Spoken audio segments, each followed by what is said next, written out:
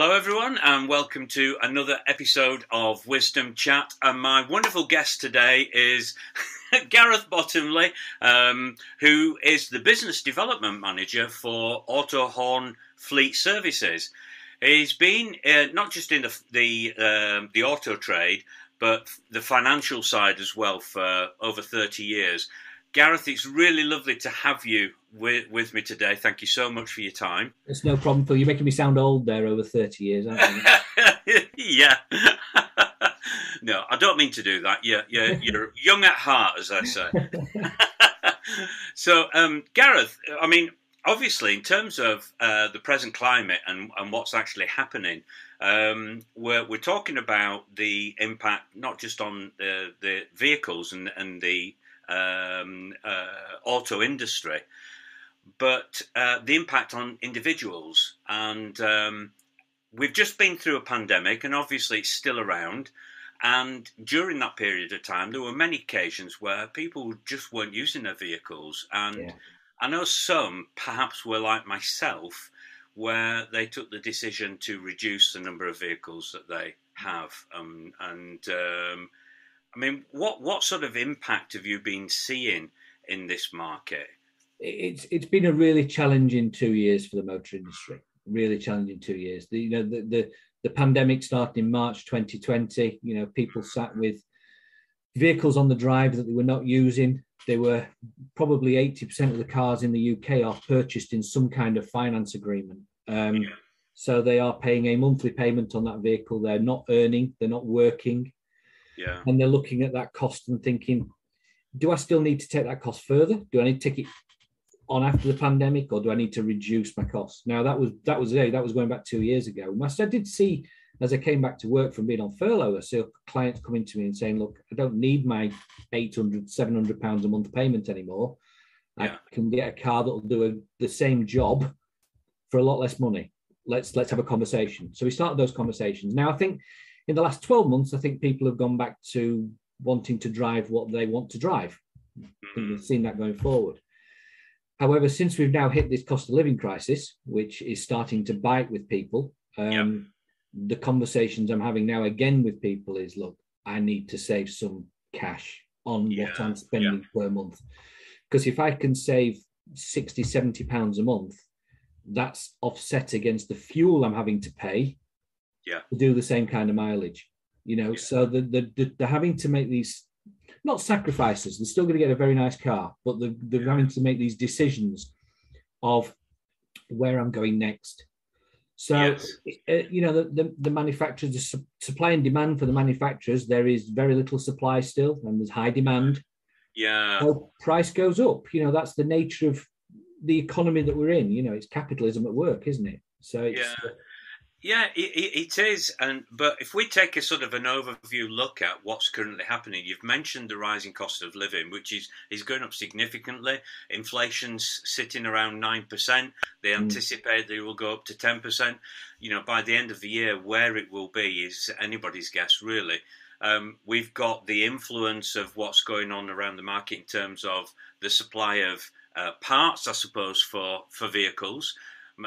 We've had that issue regarding the microchips and a lack there, which actually sent the cost of second-hand vehicles up. And now we've got the war in Ukraine, especially in the industrial heart of Ukraine, where, as you were saying earlier, many of the parts will come from.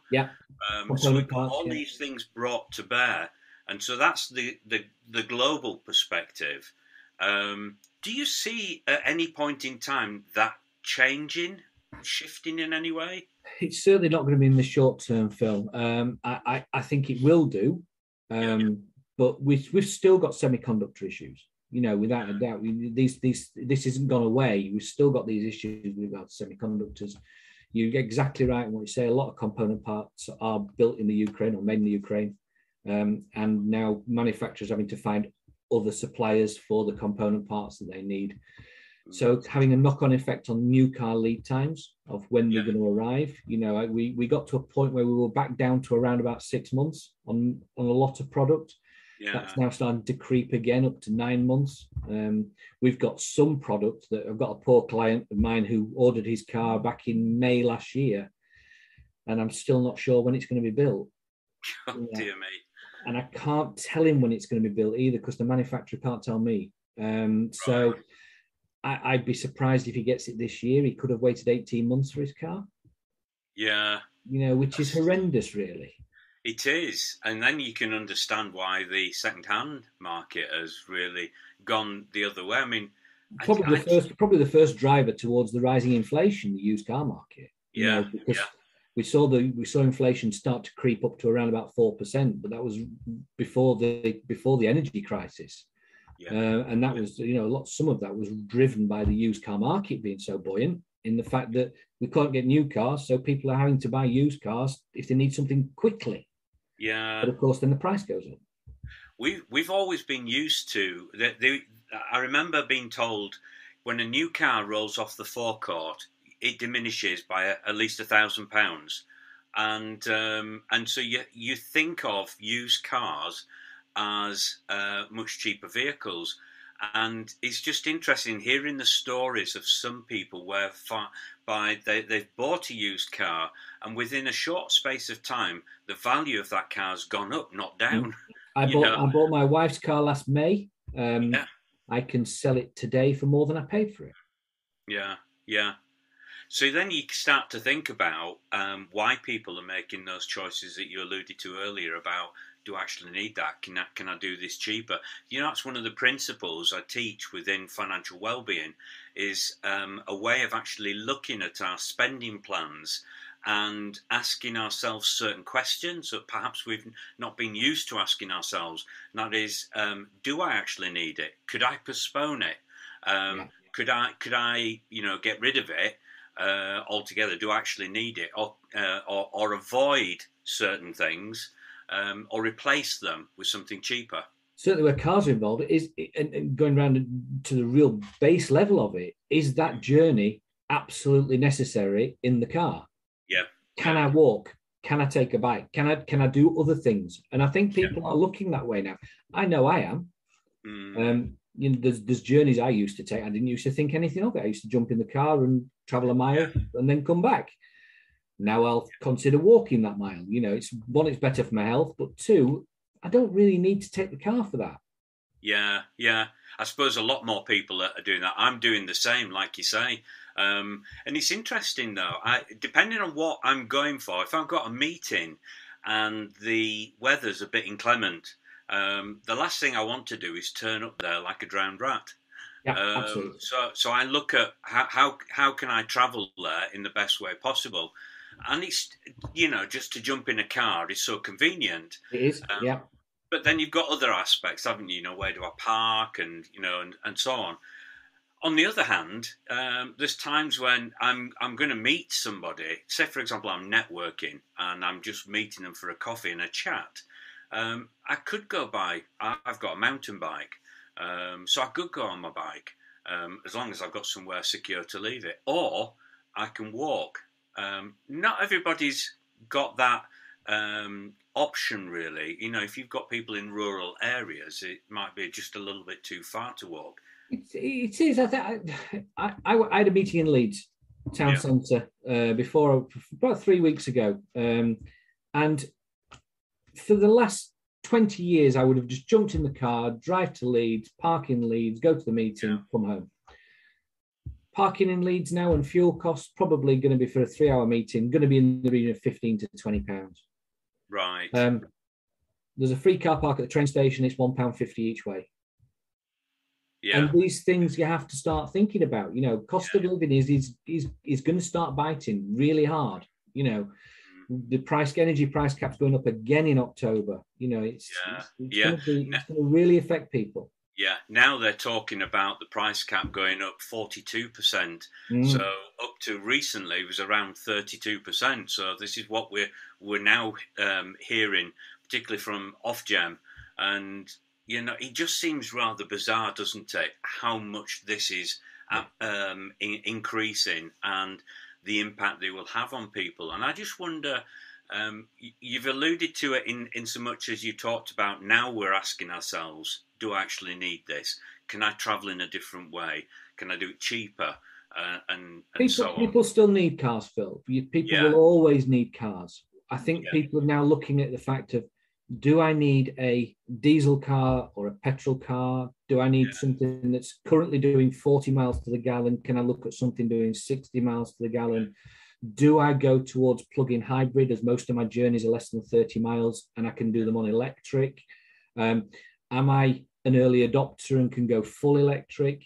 Although obviously pricing of the electricity has gone up. I saw an article in the paper today that the fast chargers on the commercial fast chargers, the price is soaring on the commercial fast chargers. right. So if people are going electric, still the best way to pay for that is to charge it at home on their domestic charge. So it's just something that people need to be aware of. But people are now having those thoughts in their own mind and having those conversations with me. It's very rare that I had a conversation a year ago where somebody said, "Oh, what's the miles per gallon?" It didn't matter to them. It wasn't relevant. Yeah. But now it is. Now it is, because they're having to take all these costs into equation. Yeah. I'm just thinking, just on a slightly different note, but again, you've kind of touched on it a bit.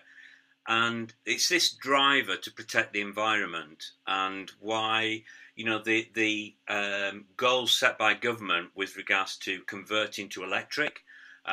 What was it, to convert cars by 2030? Well, there'll be no new petrol or diesel internal combustion engines cars sold from 2030. They'll have to be either plug-in hybrid or electric. Now, plug-in hybrid with a combustion engine will go by 2035. So by 2035, there'll be no internal combustion engines at all sold. New.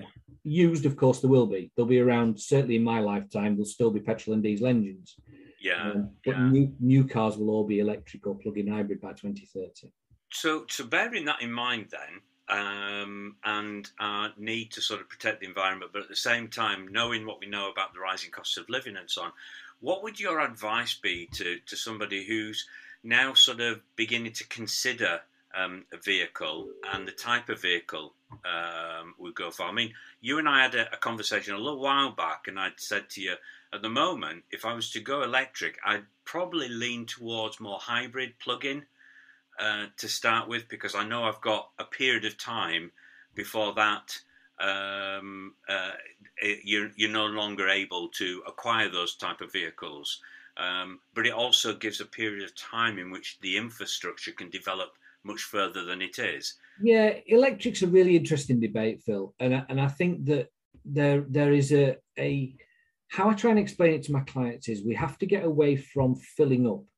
Okay, at the moment we use our petrol or our diesel or whatever we're putting into our cars, and we watch the fuel gauge go down to a quarter tank or less than a quarter tank, and we go and fill up. Yeah. I think with electric, you have to get into the habit of topping up. Right. So wherever you stop, you top up. So if you go to the supermarket, you find a charger at the supermarket and you plug it in. Yeah. If you go into town, if you go into the cities, you go and find a car park with a charging point and you plug it in. You don't run it until it's low. You just keep topping it up. Range of these cars is getting so much better. 95% of them now will do over 200 miles. And I think I read an article that 95% of journeys in the UK are less than 30 miles. Yeah. So if 95% of our journeys are less than 30 miles, an electric car works for everybody. Yeah. But you still have to consider that journey, don't you? Because you've got to consider on that particular journey, where are the charging points? If you aren't charged to full, yes. Yeah. If you're only going 30 miles and you charge to full, then you've got no issue because you can always get back home to charge up. Yeah. If you are, say, if you were traveling you're in Harrogate, I'm in Leeds. If we're traveling to London, we've got to make some sensible decisions about where I'm stopping. Yeah. To top my car up. Now that's just a change in driving habits. That's setting off 40 minutes earlier than I would normally, or whatever it needs to be. And by the time I can get a coffee at a service station, I've got enough charge in my car to get me to the distance. Yeah. Yeah. And so it's a habit change is electric. Yeah, it is, and it was just I was thinking about it from a point of view that my in-laws used to live in Cornwall. They used to live in a little hamlet, down sort of near to the coast in Cornwall, and the journey there was about 9 hours, Yeah. and there are whole sections of it where you're literally driving through sort of rural countryside, tiny lanes. There's no places to top up or anything like that. No. And it just caused me to think, yeah, if I was still doing that journey, which fortunately we don't have to now, I would have to do that. I'd have to plan. And so you're right, it changes your whole sort of concept of, planning a journey. I don't just get in the car and just say, oh, well, let's see how far we get and decide where we're going to stop. Oh, petrol stations were all over the place. Wherever you drove, there was a petrol station a mile away, wasn't there? It wasn't an issue. Yeah. The infrastructure. I say I've not looked at the numbers recently, but last time I checked, there was over 19,000 charging points in the UK. Right. And that might have increased a lot more since then. Since I looked, but there was only about 7,500 petrol stations. Yeah, but in each forecourt of each petrol station, you could have upwards of, say, 8 pumps. You could, without a doubt. Yeah. The other thing is you've got to know where the charging points are. There's lots of technology out there now with apps on phones that will tell you exactly where everything is. They're just not on the side of the road like a petrol station is. Yeah.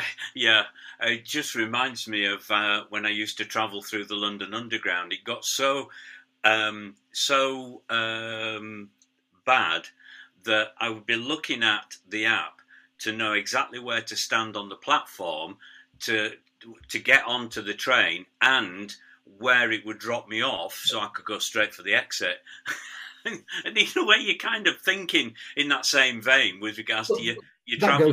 That goes back to planning your journey. You've planned that journey by doing something, and you do that with electric. So I think electric's a really interesting debate. It's not going away. Technology is getting better and better. Will we ever get to a point where we are effectively Wi-Fi driving as we're going down the motorway? Yeah. Wi-Fi charging, if you like. Maybe. Who knows? Who knows? That is science fiction to me. Yeah. It's interesting. The principles that I teach in financial well-being, which are about how one aspect of reducing anxiety around money is to have a plan. We're doing the same principle in things like our journeys around the country and even abroad. I mean, just touch on that for a moment, because you were telling me earlier about the cost of fuel abroad, and just say that again about. Yeah, I was away in Greece last week. I hired a car in Greece, and it was, of course, like all hire companies, we got the car full and we return it full, in fuel. And I filled this little car up, and they were charging €2.65 a litre. Which I'm not great at conversion, but I would have thought it'd be around about £2.50, £2.40, £2.50 a litre in sterling. Which is considerably more than we're paying. So this is biting across Europe as well. It's not just a UK situation. What we at now, about 170, I would have thought, for petrol. I think it's average 170, 180, something like that, around that area. But it's interesting to let our listeners know that what we are seeing and what we're experiencing here in the UK. It's happening globally, so it's not just us. We're not isolated with this. It's mirrored across, certainly across Europe, from what I've seen. So it's moving. Well, Gareth, that's been really interesting, and I'm just mindful, if people want to sort of check things out regarding the auto market, if they're considering vehicles, what type of vehicles, and so on, how would they get hold of you? All my contact details are on LinkedIn, Phil. Best place, just find me on LinkedIn, Gareth Bottomley, Auto Home Fleet Services. All my contact details are there. Email, phone numbers, anything they want to do. If people want a no obligation chat, just have a conversation about cars, by all means, pick up the phone. Happy to have a conversation with anybody. That's brilliant. Thank you so much, Gareth. It's been lovely having a chat with you, and all the best. And I hope things begin to change, and the market becomes a little bit better for you as well. So thank you so much for your time. Thanks, Phil. Take care. Bye-bye. Bye.